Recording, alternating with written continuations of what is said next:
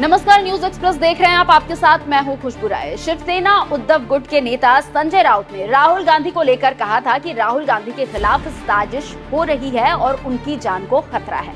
कुछ लोग उन पर हमला करने की सोच रहे हैं। संजय राउत के इस बयान के बाद हड़कंप मच गया था। हालांकि ये पहली बार तो है नहीं जब राहुल गांधी के जान को खतरा को लेकर बयान सामने आया हो, खासकर जब से राहुल गांधी नेता प्रतिपक्ष बने हैं और लगातार सदन के अंदर बाहर केंद्र को हर मुद्दे पर घेर रहे हैं।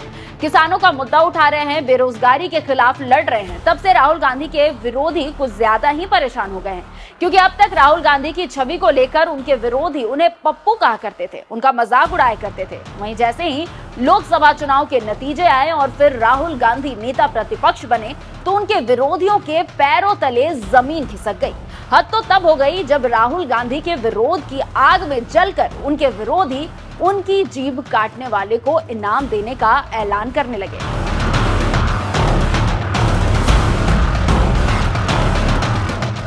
अब जीभ काटने के ऐलान से आप समझ सकते हैं कि राहुल गांधी की आवाज इनके कानों को कितनी तकलीफ देती होगी कि ये अपने खिलाफ एक शब्द भी विरोध के नहीं सुन सकते। सोशल मीडिया पर तो राहुल गांधी के विरोधी हमेशा उनके खिलाफ जहर उगलते रहते ही हैं और उनकी छवि को खराब करने की कोशिश करते ही रहते हैं।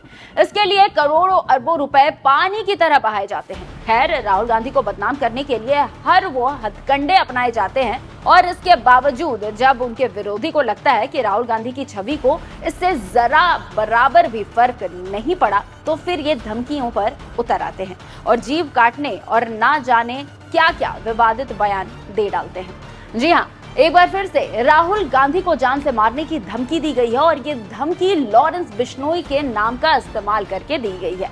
आपको पता है कि बाबा सिद्दीकी की हत्या के बाद लॉरेंस बिश्नोई सुर्खियों में है।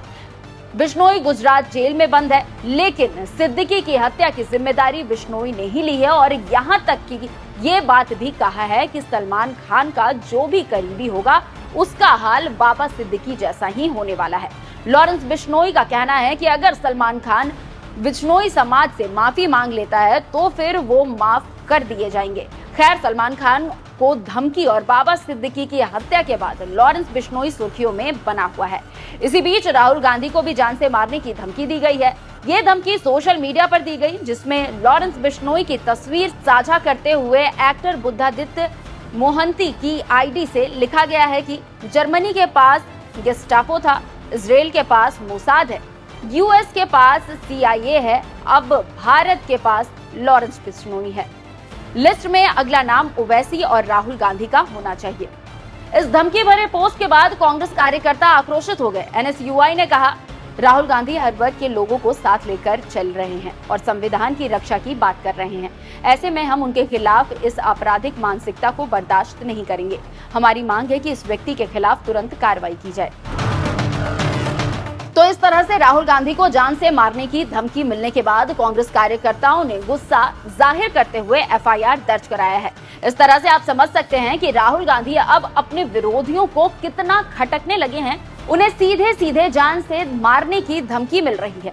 चलिए, हम आपको आखिर में पवन खेड़ा की वीडियो के साथ छोड़े जाते हैं। राहुल गांधी की जीभ काटने की जब धमकी मिली थी तो पवन खेड़ा ने क्या कुछ कहा था, वो सुनिए आप।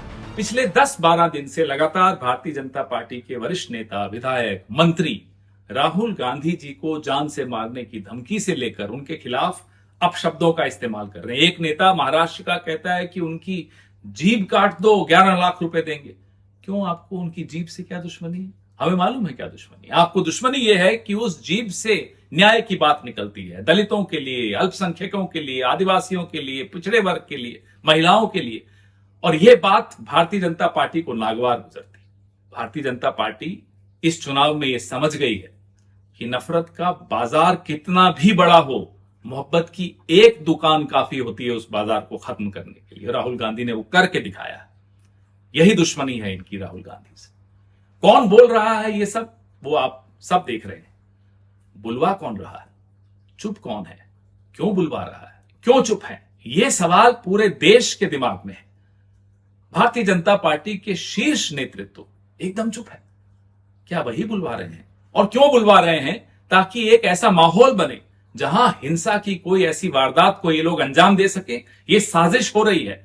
इस साजिश में कौन कौन शामिल है, क्या वो भी शामिल हैं जो बुलवा रहे हैं? क्या वो भी शामिल है जो चुप है? ये देश जवाब मांग रहा है प्रधानमंत्री जी। अब चुप्पी से काम नहीं चलेगा। पूरा विश्व देख रहा है कि इस देश के नेता प्रतिपक्ष को देश की सत्तारूढ़ पार्टी जान से मारने की धमकी दे रही है और प्रधानमंत्री चुप हैं। किस मुंह से आप विदेशों में जाकर अपने लोकतंत्र की ढींग हाँकते हैं, जरा बताइए। किस मुंह से आप कहते हैं कि आप विश्वगुरु हैं? अपने देश में नेता प्रतिपक्ष को जान से मारने की धमकी आपकी अपनी पार्टी के नेता दे रहे हैं। क्या आपकी शय है इसको? क्या आप उनको कह रहे हैं धमकी देने को? क्या आप ये माहौल बना रहे हैं? जवाब दीजिए, देर मत कीजिए, क्योंकि कोई भी देशवासी ये बर्दाश्त नहीं करेगा कि आप राहुल गांधी के खिलाफ हिंसा का ऐसा एक वातावरण बनाएं जिससे कि कोई सरफिरा कल को कोई गलती कर बैठे।